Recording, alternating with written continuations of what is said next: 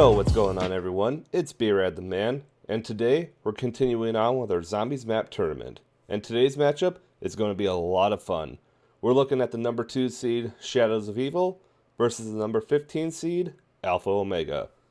Now, knowing zombie fans, I feel like I know how this matchup is going to go, but I'm going to do my best to give both maps a fair shot, because you never know when an upset might happen. And before we look into this matchup, there is still time to turn in those brackets, and you can still vote on your favorite maps on Twitter, and be sure to subscribe so you don't miss an episode or any other videos for that matter. Now, with that said, let's hop into it.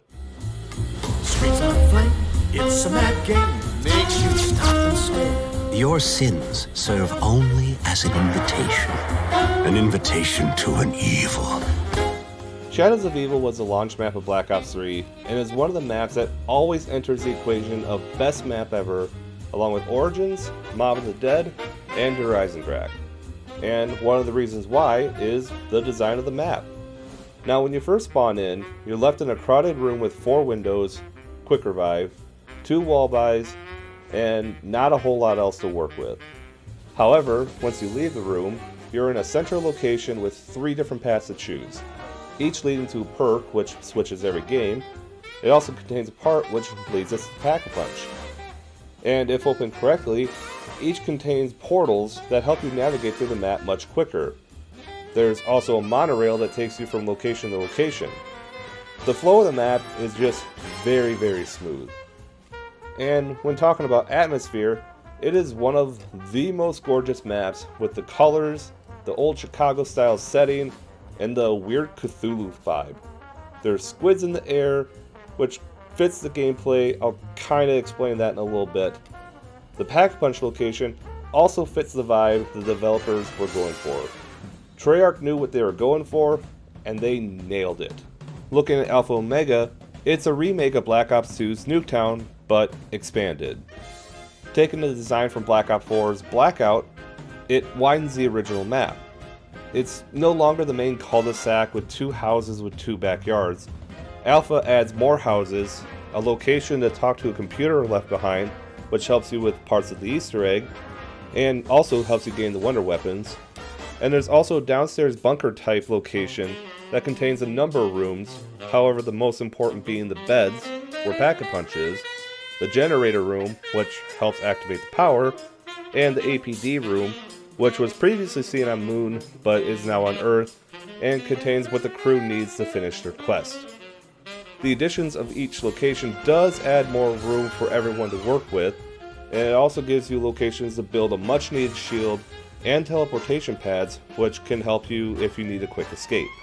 Now that's the quick version of the map design description, and for this battle, I think it's pretty obvious that I'm going to go with Shadows of Evil. The flow of the map once you open the doors and the rifts are top tier. There are quite a few tight corners in the map and not a great amount of spots of terrain on it, but the design and setting of this map is one of the best. Now Alpha does solve the problem of space issues previously held in Nuketown, but the design of the map is just exported from Blackout and doesn't really have anything that pops out other than the APD room. Now that that's out of the way, let's hop right into gameplay. When looking at everything that Shadows has to offer, it is one of the best experiences for experienced players. The number of innovations this map offered is very well thought out, but first, let's talk about absolute basics. Instead of simply flipping on a switch and turning on power, you must turn into a giant tentacle monster called the Beast, and use your electric shock power to turn on everything. There are little shock boxes highlighted that, when shocked, turns on what you need, which can be access to different locations, perks, and a whole lot more. Now, before I continue, the perk jingles? Your hands are cold, your movements lifeless. You want more speed, you're feeling restless. Sir, take a sip, kid! You'll move much faster. They sound so amazing. I am willing to risk getting this video demonetized. That's okay though, it would have probably been demonetized anyway with the music that I have in the background. The Shadow theme song, Snakeskin Boots, is one of the best zombie songs ever. Now, where was I? Oh yeah, let's talk about the Pack-a-Punch system. In order to Pack-a-Punch, you must collect parts obtained as the Beast and return them to altars in each location designed for each character: Jack Vincent, Floyd Campbell, Jessica Rose, and Nero Blackstone. You must then survive in each location until a sacrifice is offered and completed. You then collect these things called gate worms, I don't know. And upon the second and fourth sacrifices, a giant tentacle monster called a Margwa appears, and the only way to kill it is by shooting the 3 eyeball things on its head. Now it is freaky but rewarding, and I'll explain that in a second. Once each sacrifice is completed, you then head through the rift, which takes you to the Pack-a-Punch location, make one more sacrifice after offering each worm, then Pack-a-Punch is complete. It's a fun way to play, but for new players or those who enjoy the comfort of Derice like I do, this is quite the pain in the ass. But once you learn how to get the basics done, it is quite an experience. I also need to talk about a couple of new things in Shadows, like the Gobblegum Machines. Now, Treyarch introduced this new feature that allows you to give yourself a bonus, like being invisible, giving yourself more ammo, or the perks, and much, much more. It is a weird system that was basically set up for microtransactions, but nonetheless, it is a fun system. There's also Widow's Wine, the only new perk introduced in Black Ops 3, but it is one of the best perks ever in Call of Duty Zombies. It allows you to free yourself out of sticky situations by exploding a web around you and nearby zombies, and trust me, it can be a lifesaver. And finally, there are the Wonder Weapons. The little Arnies, which is equivalent to the Monkey Bombs, it basically produces another tentacle monster. No, don't ask me why Treyarch was so into hentai when making this map. But they can attract and destroy every enemy in the game, which also includes the new flying glowing parasites and these weird meatball looking things. Now, I don't know what they're actually called, but I also don't care, everyone calls them meatballs.